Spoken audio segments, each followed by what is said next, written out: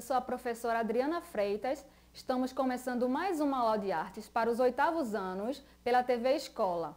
O tema da aula de hoje é cores análogas e cores complementares. No círculo cromático, a cor complementar é a que está diametralmente oposta, isto é, traçando um diâmetro é a que está do lado oposto.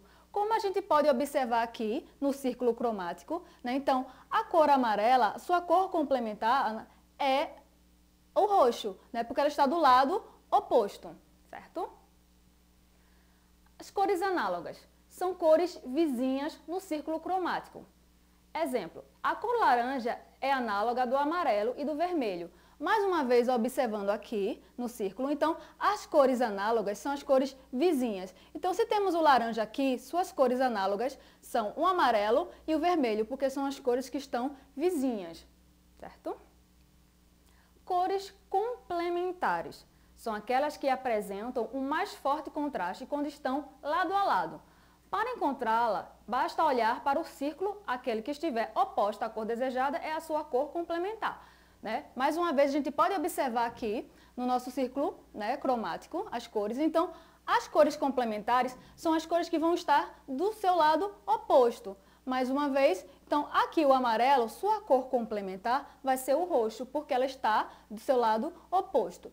A cor complementar do verde é o vermelho, justamente porque está do lado oposto. Então, quando a gente quiser saber qual é a cor complementar, é só pegar o círculo cromático e ver, né, a cor que estiver do lado oposto da sua cor desejada vai ser a cor complementar. Agora a gente vai estudar um pouquinho sobre a cor nas pinturas rupestres, né? As pinturas rupestres são a criação de imagens mono ou policromáticas. Monocromática é uma cor, é apenas uma cor, é formada por uma cor só. Policromática são várias cores, tá? Então, a partir da criação de imagens monocromáticas e policromáticas, através da aplicação de pigmentos, que são tintas, como o carbono, o manganês e vários dióxidos. Os artistas pré-históricos começaram a pintar com os dedos. Mais tarde, eles usaram blocos de pigmentos como se fossem lápis de cor ou escovas construídas a partir de pelos ou fibra vegetal. Então, eles começaram a pintar com os dedos, né? Tem alguns teóricos até que afirmam que foi feito de forma incidental, foi sem querer, né? Então, um homem pré-histórico colocou sua mão numa parede, né? Então, a mão, como estava suja, ficou manchada, como se fosse um carimbo. Então, a partir daí, eles começaram a experimentar, né, desenhos, né? Então, eles pintavam com as mãos, mas também eles usavam ossos, né, de animais, gravetos de plantas, de árvores. Então, e foram experimentando, né, as pinturas com os pigmentos, as cores que eles encontravam na natureza.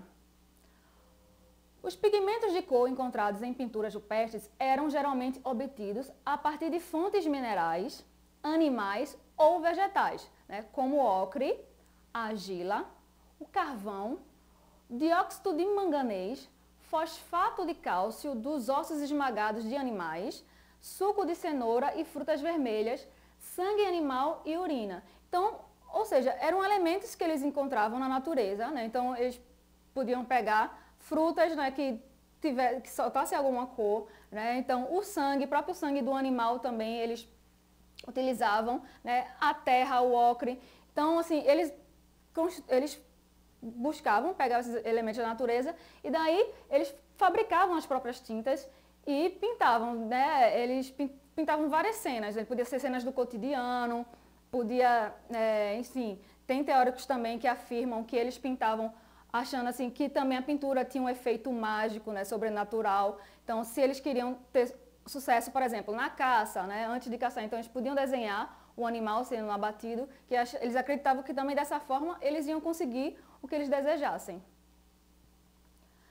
Nos paredões das cavernas nordestinas brasileiras, na região do atual Parque Nacional da Serra da Capivara, no Piauí, colocaram ali sua visão e impressão do mundo da época. Usaram a linguagem das imagens dos desenhos com as pinturas, né? Então, assim, aqui no Brasil, né, temos alguns sítios arqueológicos. Então, um dos mais conhecidos é justamente no Piauí, da Serra da Capivara, né? Que lá vocês podem encontrar várias pinturas, né?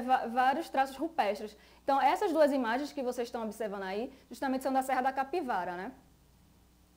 Agora a gente vai estudar um pouquinho sobre o corpo como suporte da pintura, a pintura para o povo indígena. Para os povos indígenas, a pintura de corpos tem uma importância significativa na cultura da comunidade. Ela pode ser uma expressão de beleza ou uma preparação para a guerra. Então, assim, os índios, eles costumam, né, a pintar o corpo para determinada ocasião, né? Pode ser um ritual, pode ser uma celebração, pode ser uma homenagem, pode ser um preparo para a guerra. Então, pode ser...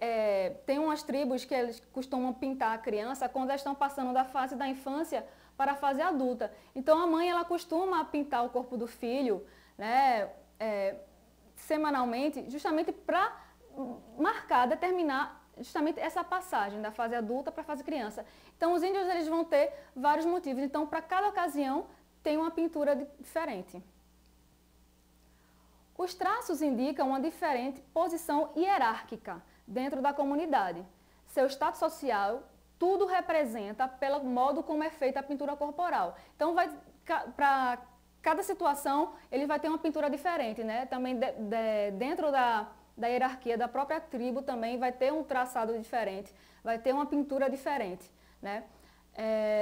Para cada evento, como eu falei, assim, funeral, casamento, caça ou preparação para a guerra, há um ritual do qual a pintura do corpo é uma parte crucial. Então, para cada situação dessa, né, se for um funeral, se for um casamento, se for uma homenagem, né, eles têm festas para celebrar os espíritos, os mortos, enfim, para cada situação eles vão ter um preparo, né, vai ter um ritual e também vai ter uma pintura diferente. Para muitos grupos indígenas amazônicos, a jiboia ou a anaconda é um ser sobrenatural primordial. Sua pele é fonte de inspiração para os padrões gráficos usados em tecidos, cestarias, cerâmica e também na pintura corporal. Então, algumas tribos amazônicas, eles têm a jiboia, né, ou a anaconda como um ser espiritual, né, sobrenatural, né, e de grande importância para eles. Então, eles vão tanto usar na pintura corporal, né, a grafia, né, da cobra, né? Então, assim, também você vai ver isso presente nas cestarias, né, no artesanato deles, na própria vestimenta, como vocês estão vendo aí a foto, né, de índias carajás, né? Então, elas têm, vocês podem observar, né, então, assim, as grafias que estão no corpo delas, né, tanto na pintura do corpo, como na vestimenta, como até nos acessórios. Tá? Entre os Kayapó que vivem no Pará, a pintura corporal é uma forma de dar visibilidade às etapas do crescimento da criança. A pintura é feita com suco de jenipapo e renovada a cada 8 dias.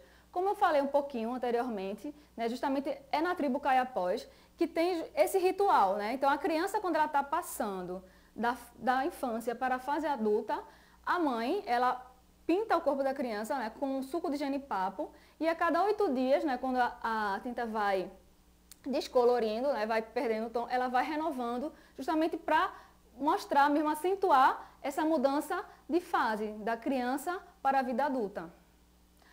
Bom, na aula de hoje a gente aprendeu um pouquinho, né, sobre as cores análogas e complementares, um pouquinho da história, né, da pintura rupestre e da importância da pintura indígena. E agora é com vocês. Vamos fazer uma pintura inspirada na arte rupestre e nos padrões usados pelos índios nas cores análogas e complementares.